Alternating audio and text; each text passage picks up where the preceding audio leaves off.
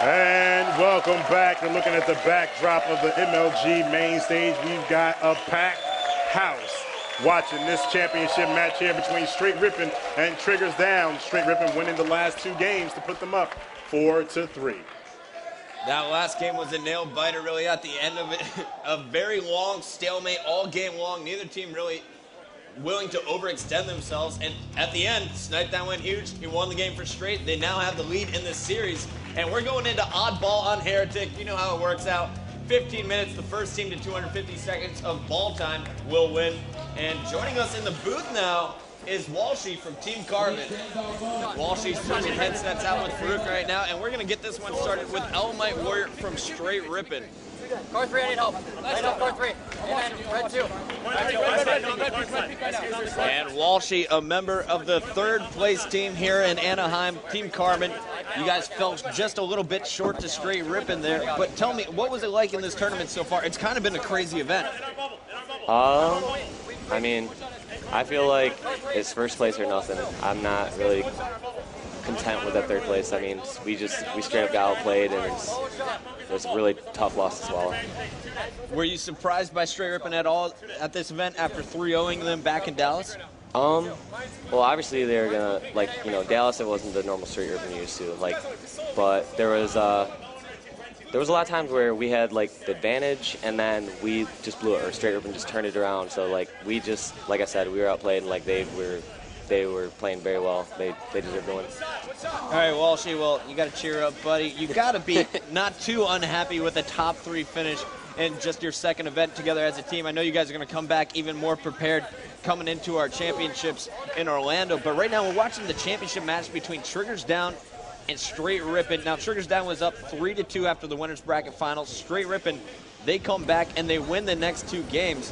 What is Straight Rippin' doing right here, and what does Triggers Down need to change, especially here on Heretic? Both these teams thrive in almost every game type where they get 4 down and they take extreme advantage of that, extreme advantage of full control.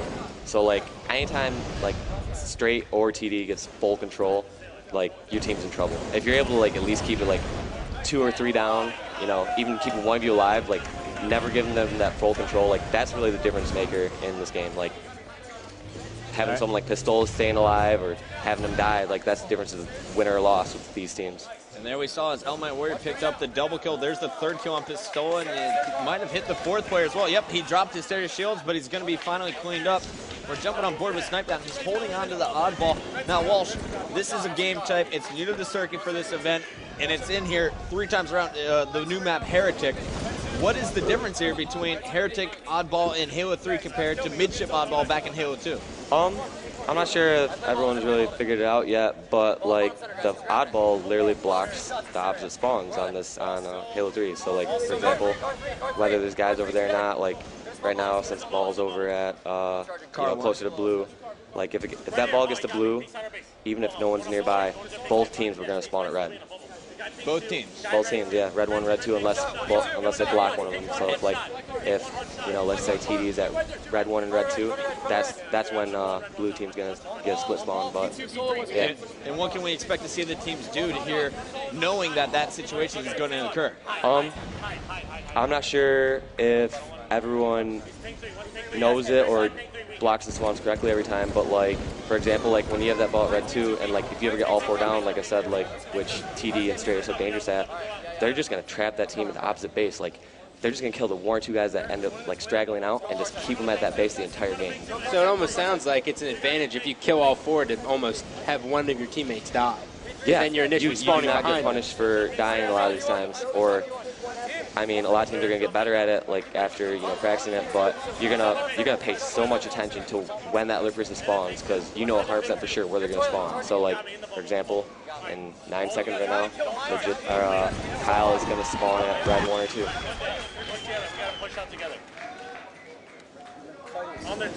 Good call. And then also with SK, if you switch him, he's going to spawn at red 1.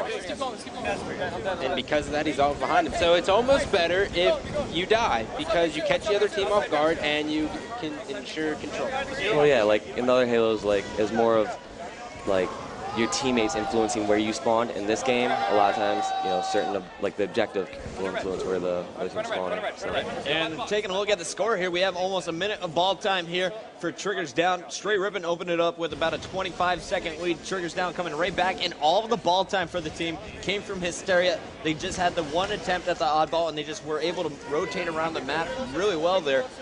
Now, knowing about the enemy spawning by you, how do you adapt to that? How do you change your strategy here as opposed to Team Slayer capture the flag?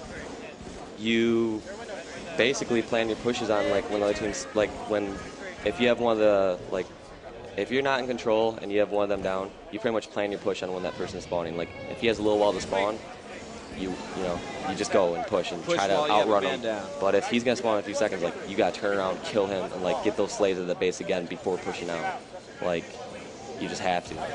And like I said, like this game type's one of those that it's almost not even as worth it to scrap up time in this game type, because when you get that full control in this, you can get so much time and rack up, you know, so much time, get so many kills. It's really like you can get 100 seconds without problem. And we're gonna stay on board with Hysteria or whoever's carrying the ball for a little bit. See, here. like right here, go to legit screen. He will spawn right under the other team. See? SK knew it. He was ready for it. And two players here in red too, and legit able to do a little bit of work before that's well worth it though. Like as long as you're killing the person that's closest, or you know, like furthest out of the base. Like, you know, I would rather kill the 3 people, or like the 1 person at blue rather than 3 people at red in the situation, because that's all that matters. You just gotta get the guy that's close to the objective. And now, Walshy, the only team that you guys lost to this event was Straight Rippin'. Who was it from Straight Rippin' that was playing the best? Was it any one player that stood out to you? Probably Snipe Down. I mean, he was not missing in a lot of cases.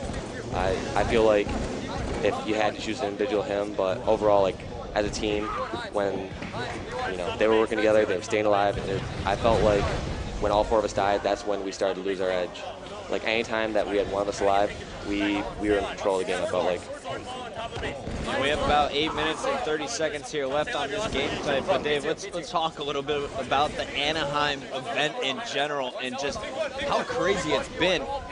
Final boss, a team that you used to be a part of, they finished in their lowest placing ever. They finished outside of the top 8 and outside of the money in this event. Ogre2's worst placing in his career. And also Instinct, a team who just made a team change after finishing 3rd in Dallas. They finished 7th place at this event. What's been going on with some of the teams that are in the 4th through 8th seeded range?